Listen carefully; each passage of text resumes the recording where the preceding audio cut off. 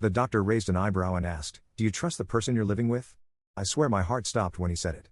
I had gone to the clinic because I'd been feeling dizzy for weeks, waking up nauseous, and getting these weird headaches that felt like pressure behind my eyes.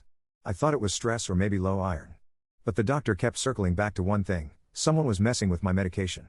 At first, I laughed because it sounded dramatic, but he didn't smile. He showed me the blood work that didn't make sense.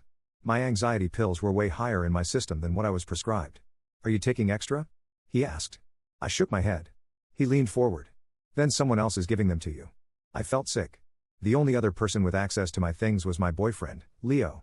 We'd been living together for almost 2 years, and lately he'd been acting like he was auditioning to be my full-time caretaker, hovering, checking my schedule, asking if I'd taken my meds, even offering to help organize them. I thought he was being sweet. But when I told the doctor, he gave me that look again. "You need to be careful," he said quietly. "This is not normal." On the drive home, every weird moment from the last few months replayed in my head. The times I felt too tired to leave the house. The nights I cried for no reason. The mornings he brought me coffee already stirred. And how he always said, "You seem more relaxed lately." It hit me that I hadn't been relaxed, I'd been chemically slowed down, just enough that my world felt blurry. And the worst part was how he would hold me while I cried, pretending he didn't know exactly why I felt awful. That thought alone made my stomach twist. Instead of confronting him right away, I went to the pharmacy and bought a lockbox for my meds. That night, I pretended everything was normal. I put my pills away and told him the doctor said I needed to monitor them closely. His smile twitched for half a second, tiny, but I saw it. He tried to cover it with a joke, asking if I suddenly thought he was tampering with things. I forced a laugh, but inside I knew. The only question left was how far he was willing to go. And a darker thought crept in: if he was bold enough to drug me quietly, what else had he convinced himself he had the right to control? 2 days later, I left the house early for work. I actually circled back and parked down the street.